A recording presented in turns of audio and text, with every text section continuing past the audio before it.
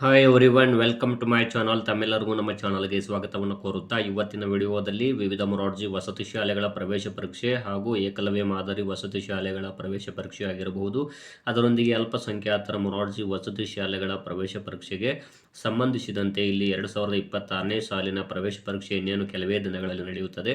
ಅದಕ್ಕೋಸ್ಕರ ಇವತ್ತು ನಾನು ವಿಜ್ಞಾನ ವಿಷಯದ ಮಾದರಿ ಪ್ರಶ್ನೆ ಪತ್ರಿಕೆಯನ್ನು ತಮ್ಮೊಂದಿಗೆ ಹಂಚಿಕೊಳ್ತಾ ಇದ್ದೀನಿ. ಇನ್ನು ತಾವುಗಳು ನಮ್ಮ ಚಾನಲ್ ಮೊದಲ ಬಾರಿಗೆ ನೋಡ್ತಾ ಇರೋರು ನಮ್ಮ ಚಾನಲ್ ಸಬ್ಸ್ಕ್ರೈಬ್ ಆಗಿ ಅಂತ ತಿಳಿಸುತ್ತಾ, ನೋಡ್ಬೋದು ಇಲ್ಲಿ ವಿಜ್ಞಾನ ವಿಷಯದ ಪ್ರಶ್ನೆ ಪತ್ರಿಕೆ. ಮೊದಲನೇದಾಗಿ ಸೋಡಿಯಂ ಮತ್ತು ಕ್ಲೋರಿನ್ ಇಂದಾದ ಸಂಯುಕ್ತವನ್ನು ಹೆಸರಿಸಿ. ಇಲ್ಲಿ ಸಂಯುಕ್ತ ಇದೆಯಲ್ಲ, ಇದು ರಾಸಾಯನಿಕವಾಗಿ ಇಲ್ಲಿ ಅದು ಒಂದು ಮಿಶ್ರಣ ಆಗಿರ್ತದೆ. ರಾಸಾಯನಿಕವಾಗಿ ನೋಡ್ತಾ ಹೋದಾಗ ಇಲ್ಲಿ ಮಿಥೇನ್ ಆಗಿರ್ಬೋದು, ಹೈಡ್ರೋಜನ್ ಕ್ಲೋರೈಡ್, ಮರಳು, ಸೋಡಿಯಂ ಕ್ಲೋರೈಡ್ ಅಂತ ಇದೆಯಲ್ಲ, ಇಲ್ಲಿ ಸೋಡಿಯಂ ಮತ್ತು ಕ್ಲೋರಿನ್ ಇಲ್ಲಿ ನೋಡ್ತಾ ಹೋಗ್ಬೋದು. ಸೋಡಿಯಂ ಇಲ್ಲಿ NaCl ನೋಡ್ಬೋದು, ಇವೆರಡು ಕೂಡಿದಾಗ ಇಲ್ಲಿ ಏನಾಗುತ್ತೆ, ಸೋಡಿಯಂ ಕ್ಲೋರೈಡ್.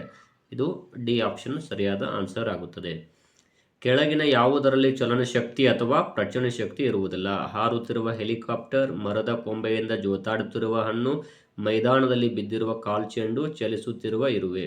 ಇಲ್ಲಿ ಕೆಳಗಿನ ಯಾವುದರಲ್ಲಿ ಚಲನಶಕ್ತಿ ಅಥವಾ ಪ್ರಚನ ಶಕ್ತಿ ಇರುವುದಿಲ್ಲ ಅಂತ ಹೇಳಿದರೆ, ಚಲಿಸುತ್ತಿರುವ ಇರುವೆಯಲ್ಲಿ ಇರುತ್ತದೆ, ಮರದ ಕೊಂಬೆಯಿಂದ ಜೋತಾಡುತ್ತಿರುವ ಹಣ್ಣು, ಹಾರುತ್ತಿರುವ ಹೆಲಿಕಾಪ್ಟರ್ ಕೂಡ ಇರುತ್ತದೆ. ಆದರೆ ಮೈದಾನದಲ್ಲಿ ಬಿದ್ದಿರುವ ಕಾಲ್ಚೆಂಡು ಇದೆಯಲ್ಲ, ಇದರಲ್ಲಿ ಚಲನಶಕ್ತಿ ಅಥವಾ ಪ್ರಚನ ಶಕ್ತಿ ಇರುವುದಿಲ್ಲ.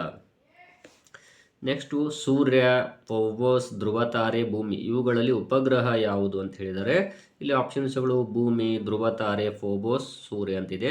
ಇಲ್ಲಿ ಭೂಮಿ ಎನ್ನುವುದು ಒಂದು ಗ್ರಹ, ಸೂರ್ಯ ಎನ್ನುವುದು ಒಂದು ನಕ್ಷತ್ರ, ಅದೇ ರೀತಿಯಾಗಿ ಫೋಬೋಸ್ ಎನ್ನುವುದು ಒಂದು ಉಪಗ್ರಹ, ಇದು ಮಂಗಳ ಗ್ರಹದ ಉಪಗ್ರಹ ಆಗಿದೆ. ಇಲ್ಲಿ ಧ್ರುವತಾರ ಇದೆಯಲ್ಲ, ಇದು ಕರೆಕ್ಟ್ ಆದಂತಹ ಆನ್ಸರ್ ಆಗುತ್ತದೆ. ಇಲ್ಲಿ ಬಿ ಆನ್ಸರ್.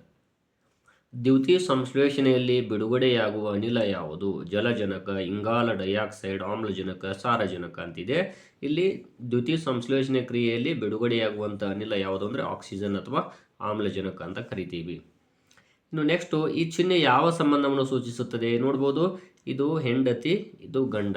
ಸೊ ಇಲ್ಲಿ ಆನ್ಸರ್ ನೋಡ್ತಾ ಹೋಗ್ಬೋದು. ಇಲ್ಲಿ ಎಲ್ಲಿದೆ ನೋಡ್ಬೋದು, ಎ ಆಪ್ಷನ್ ಇದೆಯಲ್ಲ, ಹೆಂಡತಿ ಗಂಡ ಆಪ್ಷನ್ ಆಗುತ್ತದೆ.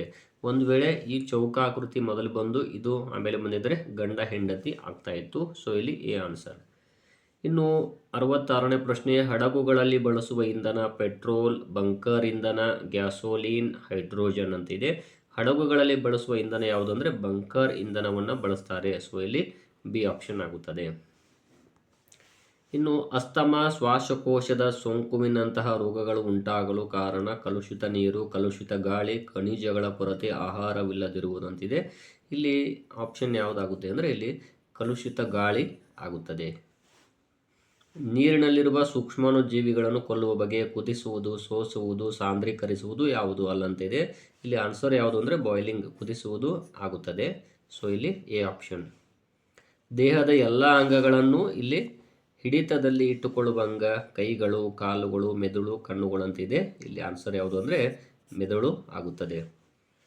ಸೂರ್ಯನ ಪ್ರಕಾಶದಿಂದ ನಮ್ಮ ದೇಹದಲ್ಲಿ ತಯಾರಾಗುವ ಅಂಶ protein, vitamin B, vitamin D, vitamin A ಅಂತಿದೆ.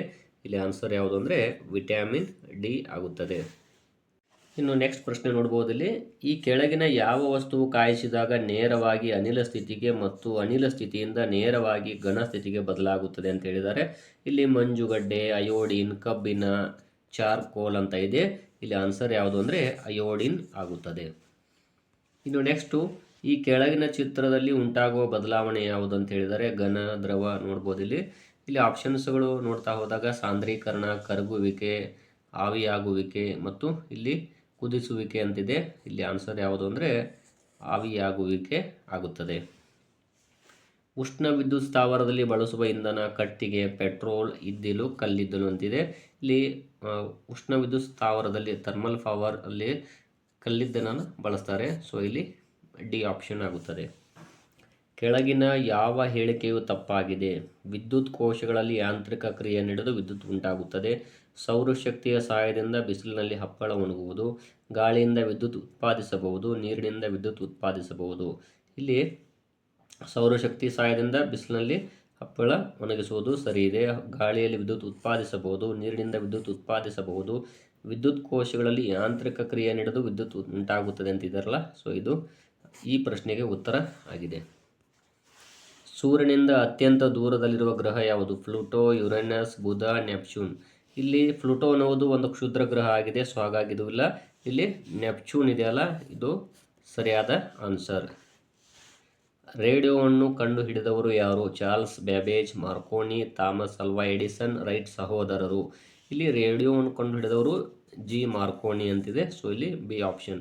ಇಲ್ಲಿ ಚಾರ್ಲ್ಸ್ ಬ್ಯಾಬೇಜ್ ಅವರು ಥಾಮಸ್ ಅಲ್ವಾ ಎಡಿಸನ್ ಅವರು ಬಲ್ಬನ್ನು ಕಂಡುಹಿಡಿದಿದ್ದಾರೆ. ರೈಟ್ ಸಹೋದರರು ವಿಮಾನವನ್ನು ಕಂಡುಹಿಡಿದಿದ್ದಾರೆ.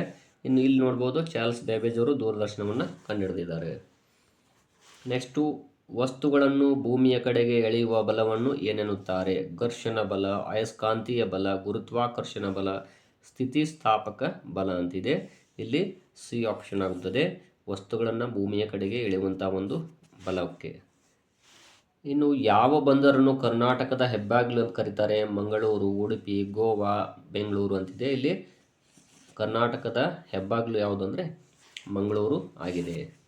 ನೆಕ್ಸ್ಟ್ ನೋಡ್ಬೋದು, ಇಲ್ಲಿ ತುಂತುರು ನೀರಾವರಿ ಪದ್ಧತಿಯು ಯಾವ ಬೆಳೆಗೆ ಸೂಕ್ತವಾಗಿದೆ? ತೆಂಗು, ಅಡಿಕೆ, ಶುಂಠಿ, ಭತ್ತ ಅಂತಿದೆ. ಇಲ್ಲಿ ಶುಂಠಿ ಬೆಳೆಗೆ, ಸೊ ಇಲ್ಲಿ ಸಿ ಆಪ್ಷನ್ ಆಗುತ್ತದೆ. ಇಲ್ಲಿ ತಂಬಾ ಬಾಹ್ಯಾಕಾಶ ಕೇಂದ್ರ ಯಾವ ರಾಜ್ಯದಲ್ಲಿ ಸ್ಥಾಪಿತಗೊಂಡಿದೆ? ಕರ್ನಾಟಕ, ಆಂಧ್ರ ಪ್ರದೇಶ, ಕೇರಳ, ತಮಿಳುನಾಡು ಅಂತಿದೆ. ಇಲ್ಲಿ ಸಿ ಆಪ್ಷನ್ ಆಗುತ್ತದೆ, ಕೇರಳ.